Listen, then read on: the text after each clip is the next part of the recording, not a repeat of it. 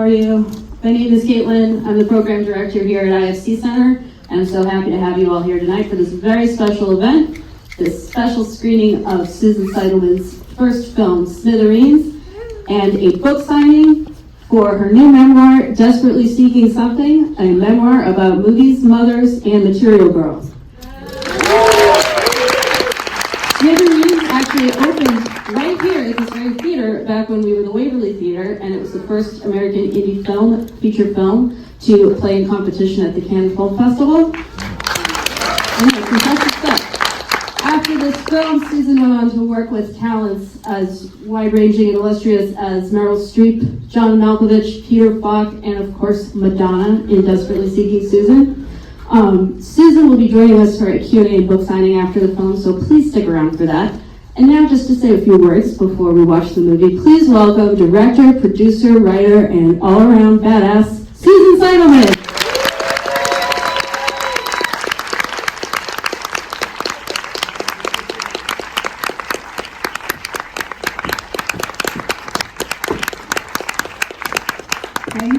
Thank you. And I am really excited to be here because I'm like having a flashback to 40 years ago when I remember, this was the first place my Smithereens actually played in America.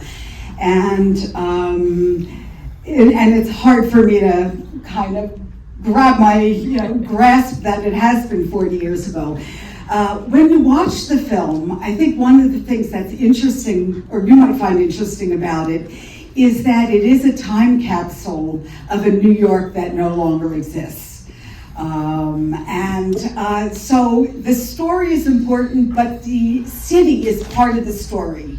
And this was filmed, it was filmed in bits and pieces over a 1-year period.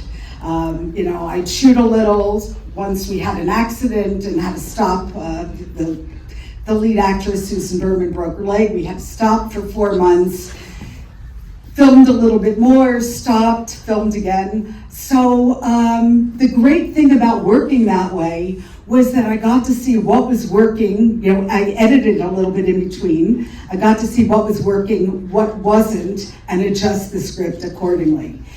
Anyway, I'll come back for a Q&A, but I thank you so much for being here. And I just want to embarrass somebody quickly, and that is that the title of the book is, what is it? Subtitle, Movies, Mothers, Material Girls. My mother is here joining me tonight, and I'm going to have her wave or stand up. Mom.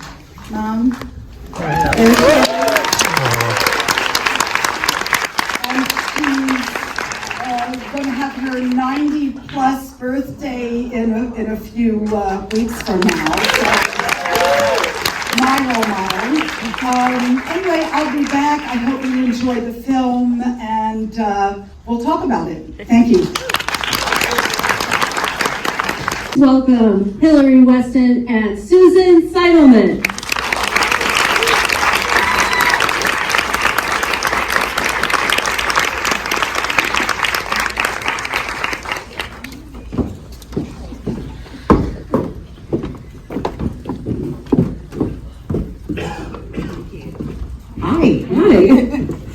Thank you.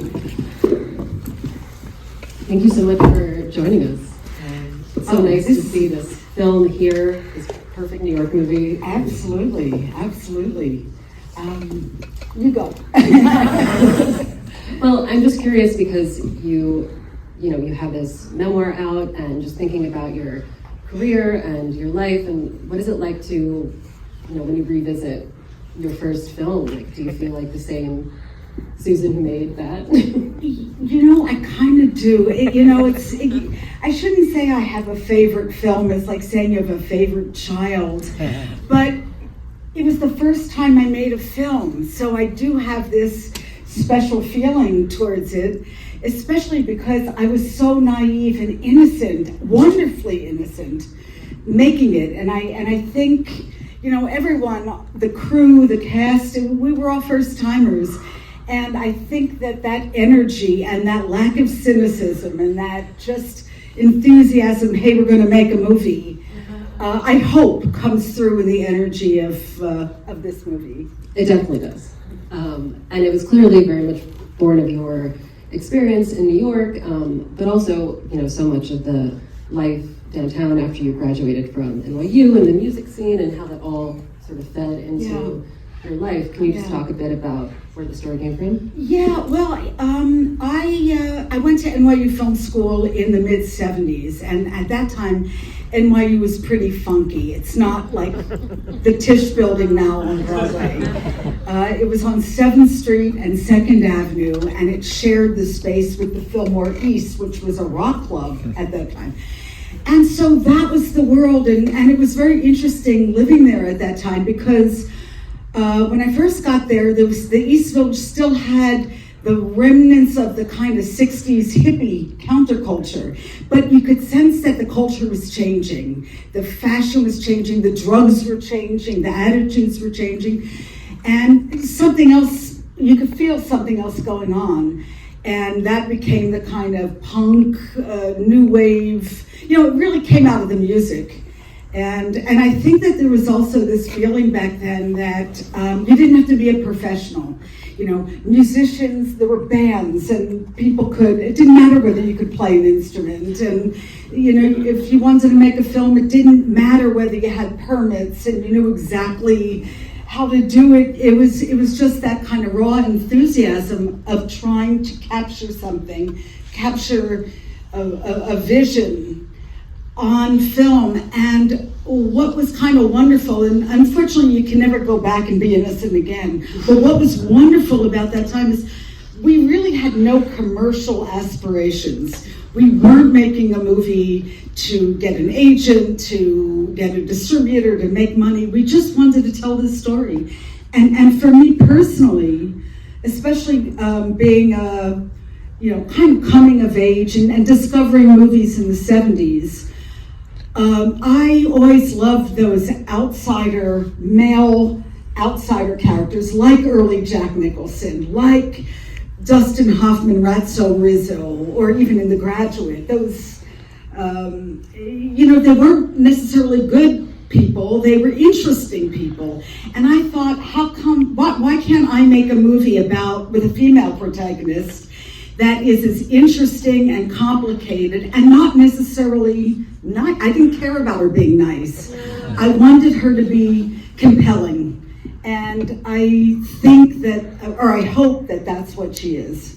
Yeah, and that's a through line throughout your work, these stories about complex, messy, dynamic women, real women, and New York women also. And that's clearly something that's very important to you. And another thing that I feel like is a through line through your work is this idea of transformation and escape and wanting to reinvent yourself. And can you talk a bit about that? Because this is really like the blueprint for all of it. Yeah, I grew up in a kind of homogenous suburb of Philadelphia. And, I kind of looked in some way, I sort of felt that there was this bigger world out there that I didn't know, but I kind of knew I wanted to be a part of. I didn't know what that was exactly. And so I think a lot of my films are about women who sort of feel restless. I was definitely a restless teenager. You can ask my mom. Not always easy, but I wanted to, but I knew that there was something else out there, and there was some other part of me that I kind of that was inside that I wanted to get out. And you can see that, Ren isn't from Philadelphia, she's from New Jersey, which was kind of a metaphor for Philadelphia. And ironically, I now live in Jersey. I never thought I would be in Jersey. Because I make fun of it in my first 3 movies. But, she's somebody, she's chasing after something. She wants to be a part of something, even though she doesn't necessarily have a specific skill set.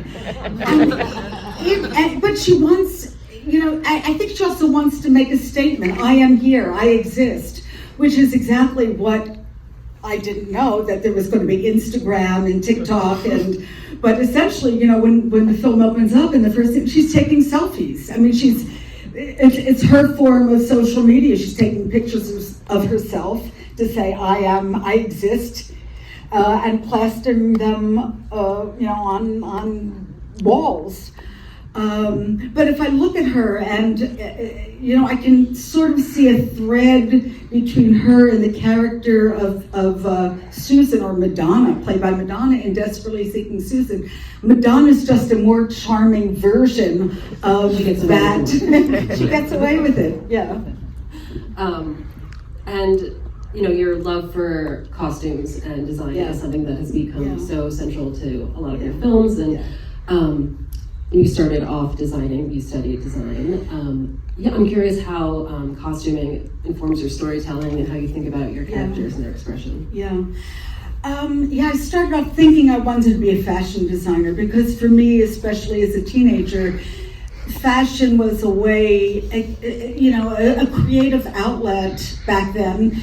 And it was also a way to express myself and to make myself, I maybe in a way stand out a little bit from, again, to say here's who I am. And I think that fashion, design can say so much that you don't need dialogue to say. I mean, when the opening shot of this film, when you see those fishnet stockings in that vinyl miniskirt enter the frame, she's going to take those checkered sunglasses. You just know it. I didn't have to write a scene about it. I didn't have to explain it with dialogue. The costuming and the prop tells you everything you need to know. And I think that that's also the same. I mean, the importance of that, like in Desperately Seeking Susan, the pyramid jacket, that is more than just a jacket. It's a symbol of something, a freedom of adventure, of money, it's the sign on the dollar bill. So really for me, costume was a shorthand way of, a way to tell story. Yeah, and in that same arena, music also is so important to you and your work, and the music in this is so good, and the Feelies music does so much to sort of contextualize where we are in the story. Can you talk a bit about that? Well, I was fortunate enough that when I was editing the film, I met a film director named Jonathan Demme, who is a very nice man, who is very kind and generous to up-and-coming younger film directors. And I invited him to see my film, and I asked him for some music suggestions because I knew he liked music. And I tell this story in the book, but the first person he suggested was a musician named John Cale from the Velvet Underground. When we met, we did meet to look at the music. He was not in a good place in his life, and I knew this was not going to be a productive working relationship. And then he suggested the Feelies, and he sent me some of their music. And when I heard it, their music has this nervous energy, this drive, but a kind of jitteriness that felt to me so reflective of the character. It just felt like it was the character. Usually when you make a movie, you cut the movie, then you bring a musician in to score to the picture. In this case, I liked the Feelies music so much that I then, I asked if I could use their music, and I cut the movie to their music. That's amazing. How did you work with the actors to achieve these performances? The casting was interesting because I really wanted the film to feel authentic. I have a problem when I see movies where I feel like people are in costumes playing alternative kinds of characters, but it's really just like a Halloween costume or something. So originally I went coming out of NYU Film School, we always used to put ads in Backstage magazine to try to recruit up-and-coming actors who were willing to work for no money on student films. And so I met a lot of actors that way, but there was something that just didn't feel right. Then a friend of mine who worked on the film happened to go to an off Broadway. It wasn't, off Houston Street play. It was in a loft in Tribeca before it was called Tribeca. And there were more actors on stage than in the audience. But he happened to see this woman, Susan Berman, in it. And there was something about her that he thought I might like. And so he got her phone number, gave it to me. And I met her, and as soon as I saw her, I just thought she had that kind of gamin street quality that just felt so real to me. So I instantly cast her. Again, I don't want to repeat too much because I want you to get the book because it has a lot of good stories. But I'll tell it. On our 5th day of filming, we were doing a rehearsal in a loft in Tribeca, and Susan was the character that played Eric. That was not Richard Hell at that time. They were having a fight, and he took Ren and he put her out the window onto a fire escape and closed the window because he wanted her to get out of his loft. She saw that there was a window open down at the other end of the loft, so ran along the fire escape, and I was inside the loft watching. I saw her run along and then drop. It was like out of a Roadrunner cartoon, she just ran along, dropped. I panicked. Fortunately, she didn't drop to the street, which would have been maybe a 40-foot drop. She just dropped 20 feet to the level below and broke her leg. So she was in a cast for about 3 months. So on day 5 of filming, our production came to a screeching halt. And I thought, oh God, I've already used up so much of the money. I'm not paying anyone. How am I going to keep the crew and keep everyone together and finish this film? Fortunately, I took that time to edit what I shot, to see what was working, to see what wasn't working, and I realized that I really liked Susan Berman, but the chemistry between her and the then actor who played Eric, it just wasn't there. And so I decided to recast that role, and again, back then the downtown kind of music, film, art scene was pretty tight-knit.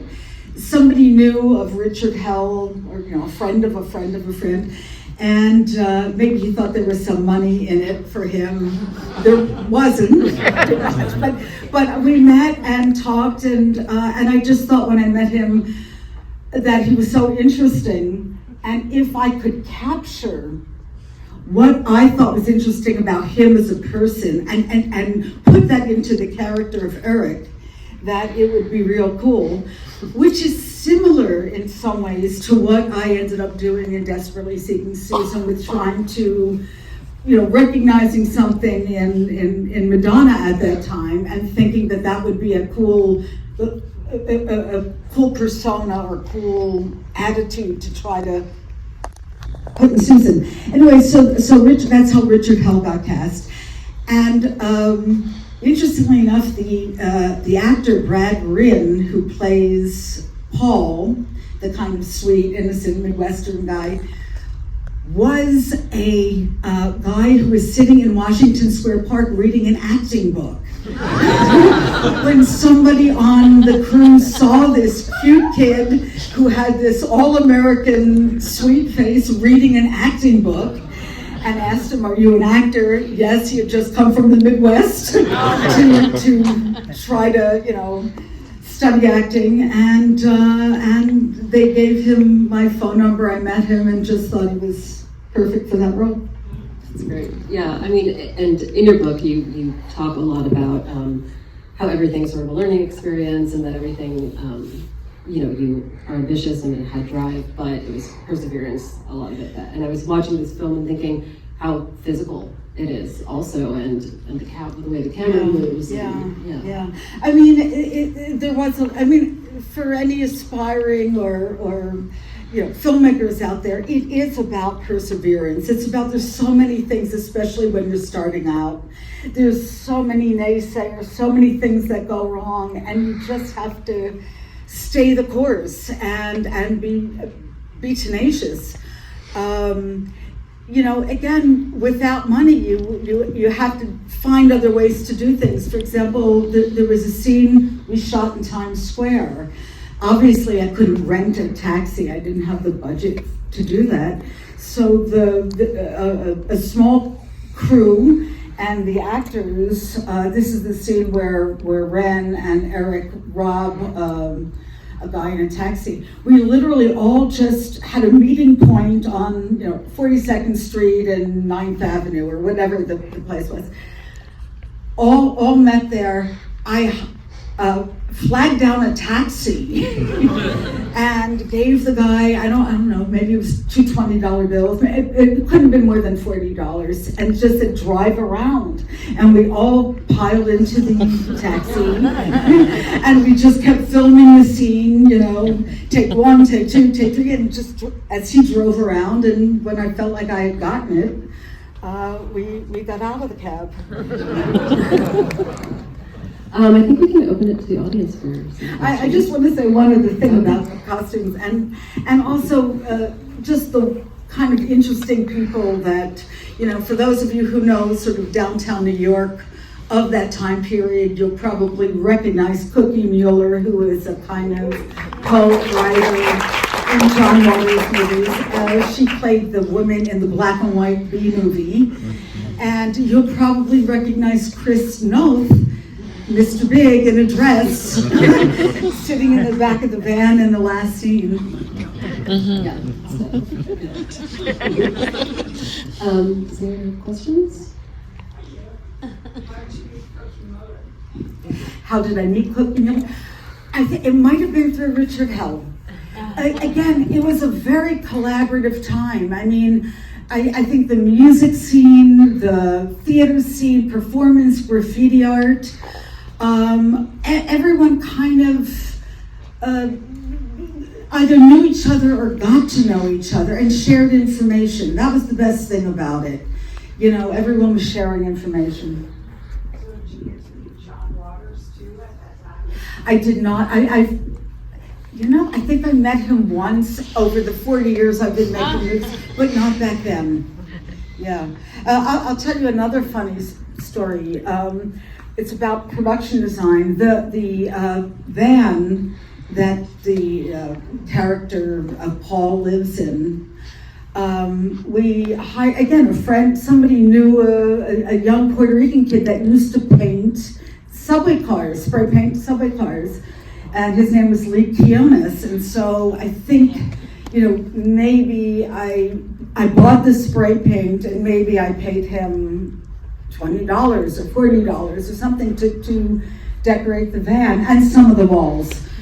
At the end of the shoot, I didn't know what to do with the van. So I couldn't afford to park it in a parking lot around here. So I asked my dad if I could park it in his driveway in the suburbs of Philadelphia. And he told me that the neighbors were appalled to see this van there. So he had it junked. And years later, I was curious. I kind of looked up Lee Kionis's work, and it's now selling for hundreds of thousands of dollars, at Sotheby's and in various museums all over Europe. And it was junked. Yeah. So watching this film was like entering another dimension between now and the 80s. But I'm wondering, when you look at the New York that you captured in this film to the New York of today, what do you think is the connective tissue that keeps it the same city? The question was about the connective tissue between New York back then and New York of today. I think the energy of New York. I think New York is a place that is constantly reinventing itself, like the characters in many of my movies, which is why I love filming here.